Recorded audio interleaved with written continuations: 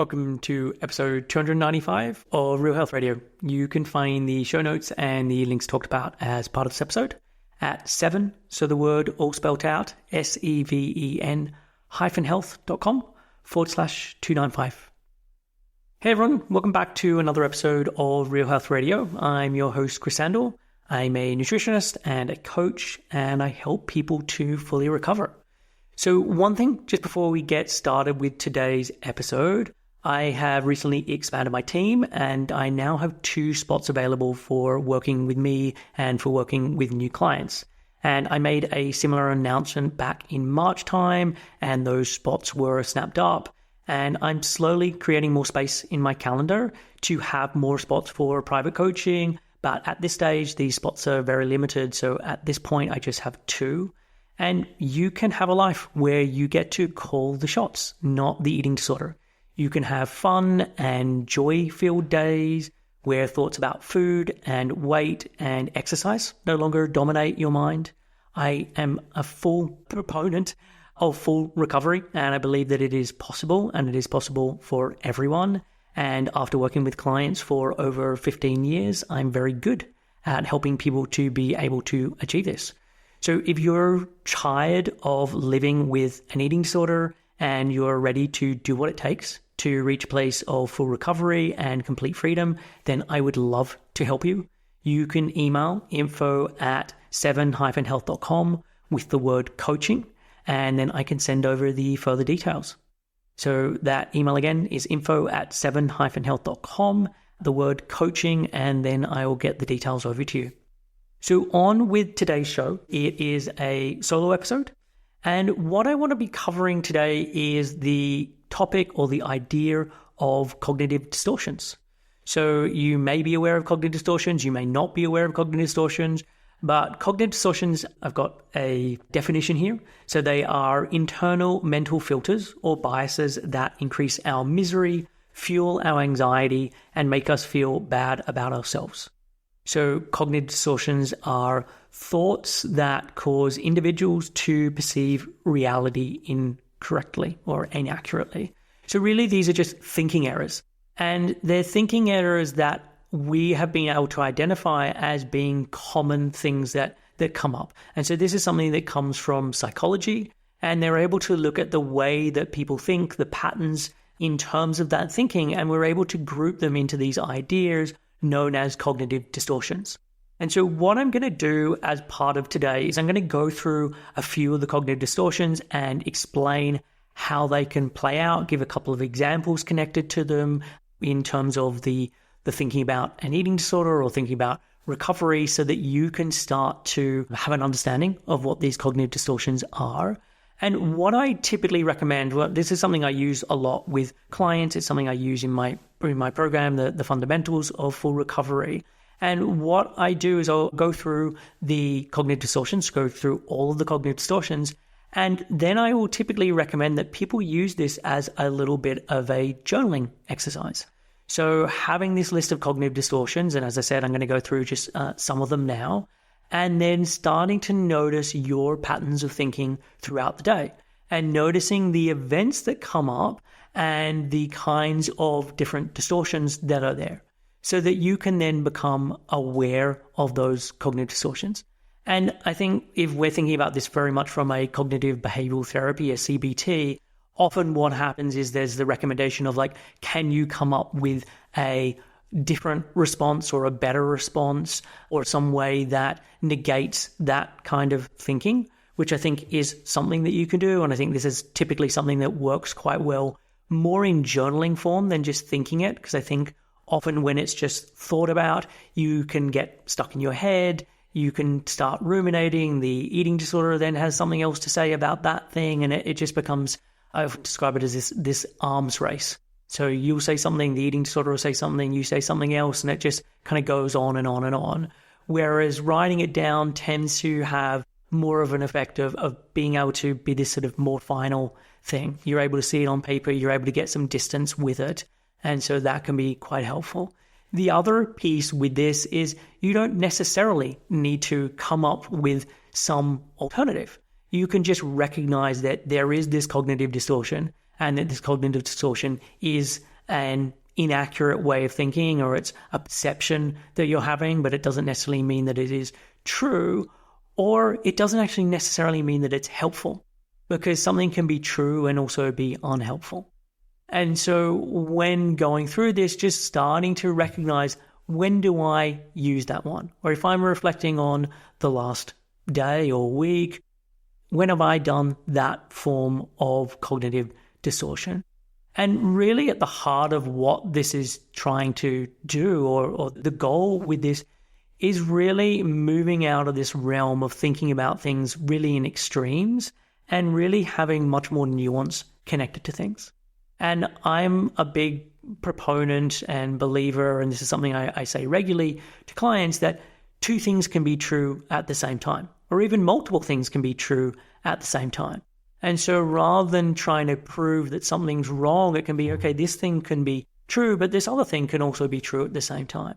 And really creating space for those things to be there at the same time, as opposed to I always have to find the silver lining and prove to myself that this other thing just isn't true. It can be, hey, let us create space and be okay with the fact that there is nuance here, and be okay with the fact that there's going to be some upside for making this change. There's going to be some downside for making this change, and that it doesn't have to be just all one way and really clean, and that this all kind of tied up nicely with a little bow on top, that it's okay for things to be messy and to be able to still take action in recovery. Or it's okay to be able to have big emotions and I'm still able to do the things that are in support of the kind of life that I want to lead, or the kind of actions that I want to take. And so really at the heart of all this is developing psychological flexibility. And the final thing I'll say just before I start to go through the different cognitive distortions is just, we often talk about the difference between logic and emotion. And these are sort of talked about or set up as if they are at opposite ends of the spectrum. And really, I don't believe that to be true. And there's a lot of science to support that thinking, that actually the two of the things happen at the same time. And so even when you're thinking that you are being logical, there's a huge amount of emotion and a huge amount of the physiological state that the body is in that is driving at. And the same is true when it feels like I'm really listening to my gut, I'm listening to my emotions. Here, there's a huge amount of logic that is coming in there. And so these things are often set up as opposites when really the two are happening at the same time. So let's go through the different types of cognitive distortions. And as I said, I'm just going to go through a few of these. So the first one is all or nothing thinking. And this is also known as black and white thinking or perfectionist thinking. And this is really a tendency to see things as good or bad. So there's no gray area. It's either good or bad. There's nothing really in between. And this comes up a lot in eating disorder recovery. It comes up a lot just in terms of how people can think about food or exercise or lots of different topics. So for example, X food is healthy or unhealthy. So it could be carrots are healthy, salad is healthy, fill in the blank, or it could be pizza is unhealthy, burgers are unhealthy, ice cream is unhealthy, whatever it may be. And the same with exercise, like exercise is healthy, taking time off exercise is unhealthy. And so there are all of these types of thinking where it is all or nothing. So any pizza is unhealthy, or any time we take time off exercise, it's unhealthy. And so really starting to look at, okay, where am I creating these black and white thinking? Because the reality is there is so much nuance with these things, and context really matters. And so, for example, it can be very healthy for someone to take time off exercise if they have a broken leg, because they need that leg to be able to heal. It can be very healthy for someone to take time off exercise when they're recovering from an eating disorder, because they need that energy to help their body to be able to repair. There can be instances where foods that we think about as being healthy, so it could be salad to use this as an example, are incredibly unhealthy for someone. And that could be unhealthy because they're not able to digest it very well. It's meaning that they're eating foods and filling up on these foods, and they're then missing out on other more energy-dense foods that are much more important for them right now. And so the reality is that with everything, there is shades of gray, and that context is really the determiner of whether something is healthy or unhealthy. But even within all of those contexts, there is shades of gray connected to this. And I know that that can then be one of those things that the eating disorder then tries to use in its favor of like, well, is this really the thing that we really need to do? And trying to create that kind of indecision or unsureness around things. But I would be very much aware of when are the eating disorder thoughts doing this? What are my thoughts connected to, as I said, food or exercise or other components of your eating disorder? Because I think, as I said, all or nothing thinking comes up a lot, and just starting to recognize, okay, I have very black and white thinking around these particular things. So the next cognitive distortion is overgeneralization. And again, this is the one that comes up a lot. And it's where a negative event is seen as a pattern, or where one mistake means you will never be able to do something right. So for example, I ate dessert and I purged, therefore I will never get better. Or I restricted at the party again, I will never recover. So it's using this one event or this one thing that happened and then generalizing it across the rest of your lifetime, or generalizing it across to what this means for your whole recovery. And so in a lot of ways, this is similar to the all or nothing thinking, but it's where you're using a particular event to really anchor that black and white thinking. So because I restricted at that party, I'm never going to recover. And so you go from this one event to what this means forever. And again, starting to recognize, when are you doing this in your recovery? Because I think this one comes up a lot, and it happens very automatically. It happens with the eating disorder thoughts that just naturally come up. The next one is mind reading, and thinking you know what others think or will do, or how things will turn out, or any number of things that are impossible for you to know. And some examples with this would be, everyone envies my ability to control my food. No one will find me attractive unless I lose weight. And so the two things I want to point out with these are, one, there are statements where you're saying that you know what other people are thinking. So for example, that everyone is envying my ability to control my food, or no one will find me attractive. So you're saying that you know what everyone else's mind is thinking. But two, so often with the mind reading statements, they're attached to things like everyone or no one or never or always, these very definitive statements where it is, again, all or nothing. And once again, I think we should be on the lookout whenever there are these kind of all or nothing type thoughts. Because when you say no one will or everyone will, one, you can't read people's minds, but two, you're making an assumption about what's going on for, 8 billion, 9 billion? I don't know how many people are on this planet, but to say that every single person will think in this exact same way, and that is just absolutely not true. The opposite can happen with this, where you actually expect people to be able to read your mind.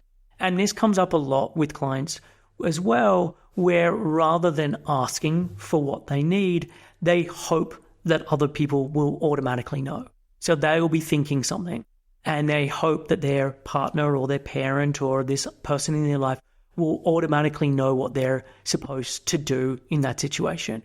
So I really hope that this person is going to challenge me and help me to have this snack that I'm really struggling with. I'm not going to tell them this. I'm hoping that they're just going to pick up this of their own accord and assist me in doing this thing. And because they didn't, I haven't been able to make inroads in my recovery. Or I'm really struggling, and rather than having the conversation with someone to say I'm really struggling, what I'm going to do is start to do more of my eating disorder behaviors, and that they're going to notice that I'm regressing. And by the fact that they're able to notice that I'm regressing, they're going to know that I need more help or more support.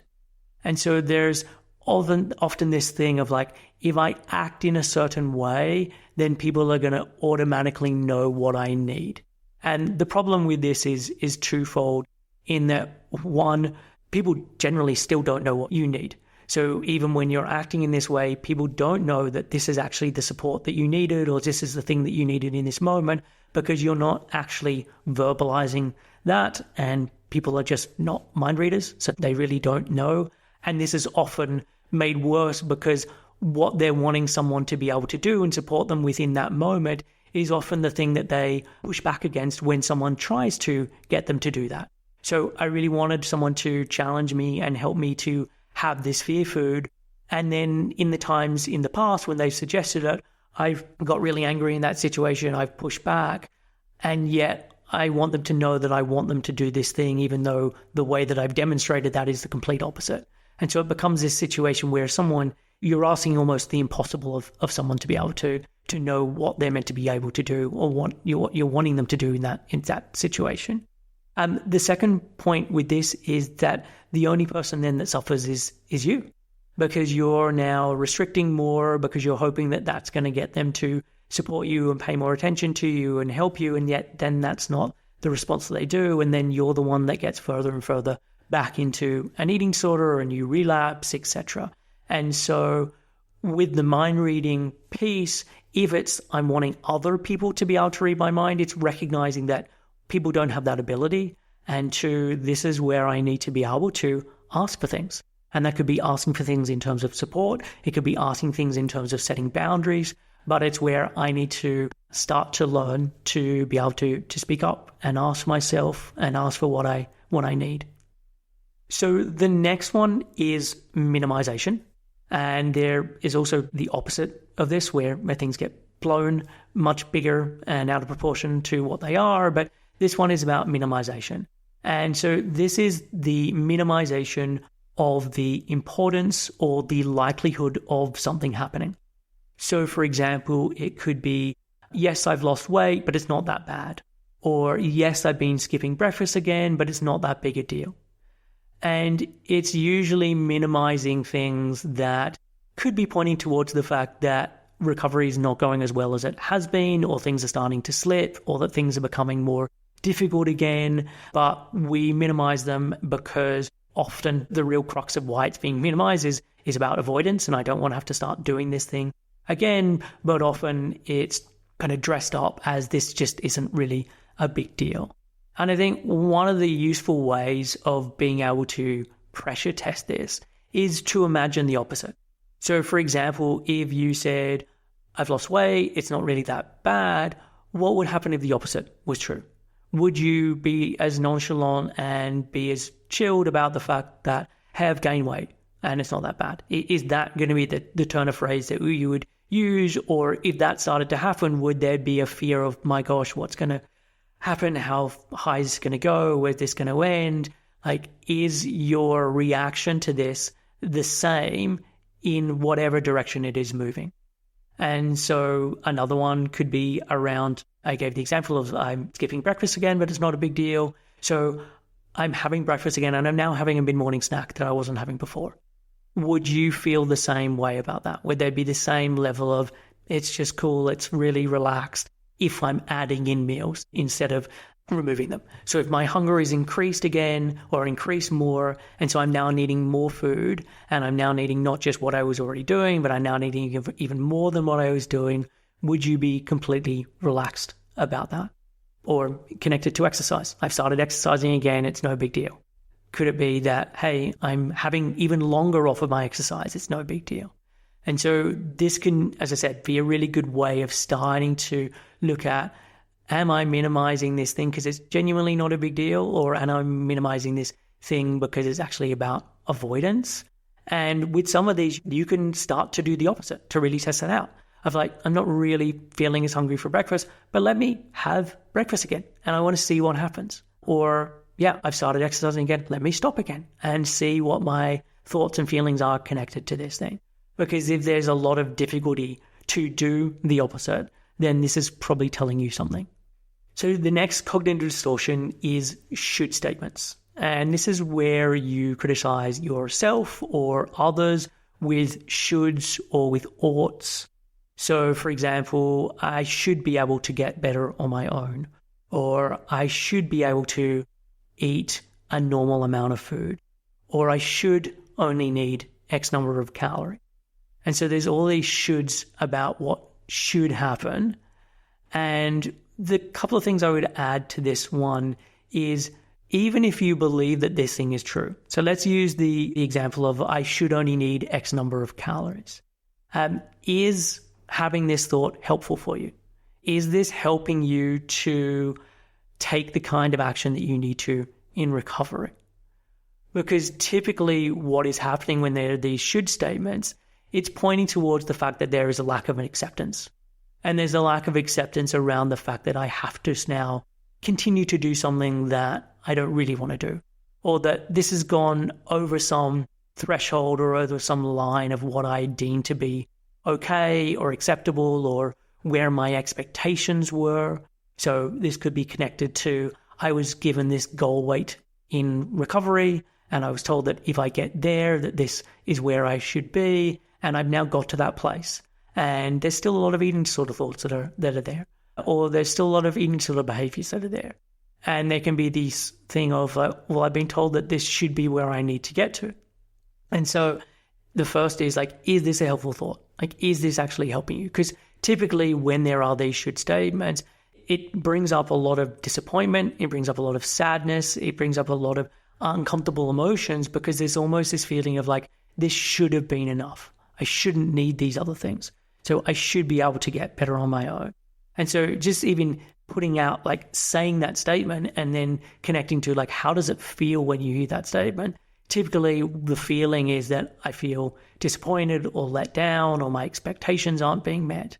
And so when these statements are coming up, it's recognizing when I'm becoming attached to this statement, it is meaning that, one, I'm less likely to take the kind of pro-recovery action that I need to continue to be taking, but two, this is blocking my ability to have acceptance about a particular situation. And the thing with acceptance is, acceptance doesn't mean liking. Acceptance just means being in contact with the reality of a situation. And so when I'm saying I shouldn't need X number of calories, or I should be able to get by on X number of calories, and that's clearly not the case based on all of the symptoms, based on all of the thoughts and feelings and all of the stuff that is pointing towards the fact that this is just not the reality of the situation, it prevents you from being able to accept that reality. So the final cognitive distortion that I want to mention is control fallacies. And with control fallacies, these can manifest as two different beliefs. And they're two different beliefs at both opposite ends of the spectrum. So one is that we have no control over our lives and are helpless victims of fate. Or two, that we are in complete control of ourselves and our surroundings and our lives. And the reality is that neither of these two statements are true. And so, for example, how these play out, it could be no matter what I try, it won't work because I can't recover. Or if we eat the right foods, we can prevent all diseases. And so both of those are the opposite ends of the extremes around control.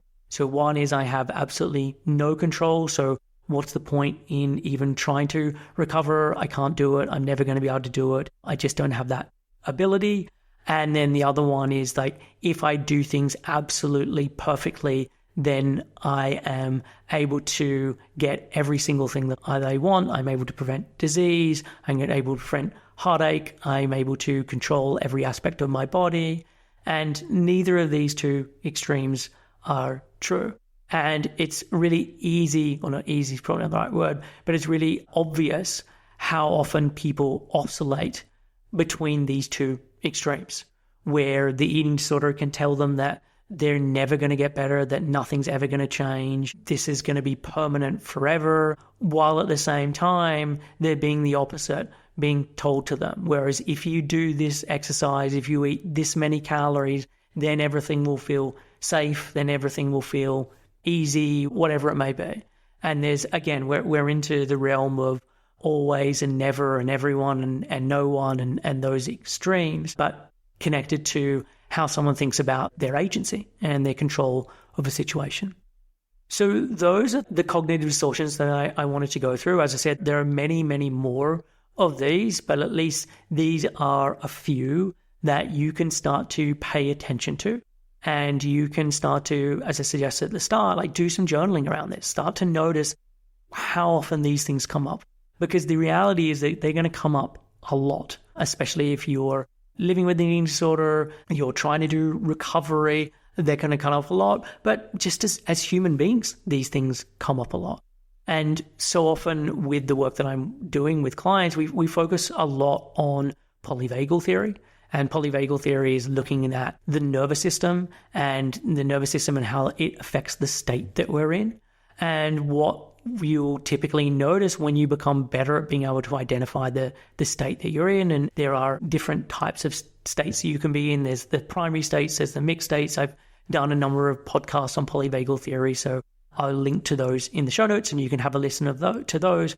But what you can start to notice is the state that I'm in has an impact on the kinds of thoughts that naturally arise. So when I'm in more of a flight and fight state, I'm more likely to have these kinds of cognitive distortions. When I'm in the shutdown state, I'm more likely to have these kinds of cognitive distortions. Or it could be I do all or nothing thinking in both of these states, but it's about these particular types of things when I'm in one state versus the next. And so recognizing that we're all perpetually in a state, and the state that we're in is having an impact on the kinds of thoughts and feelings and sensations that naturally arise, and that you can start to notice that, wow, I'm having more of these cognitive distortions. This is telling me I'm in one of these particular states. And what I will often focus on with this is, rather than coming up with a counter argument to that state and getting caught in the content of those thoughts, it's really recognizing that, okay, if I'm having this kind of content of thoughts, I'm in a particular state, what can I do to get out of this state, as opposed to what can I do to convince myself of something different. And so it can be much more about the action taking piece as opposed to thinking my way out of it. But the thinking piece is useful just in terms of the awareness, of the recognition of I'm in a state and what do I need to do now to move out of this. So that is it for this week's episode. As I said at the top, I now have some spots for private coaching. I've got 2 spots available right now. If you would like help, you're tired of living with an eating disorder and you're ready to take the action required to reach full recovery and complete freedom, then I would absolutely love to help. You can email info@7-health.com with the word coaching, and I will send over further details. So that is it for today's call. I will see you again on the next one.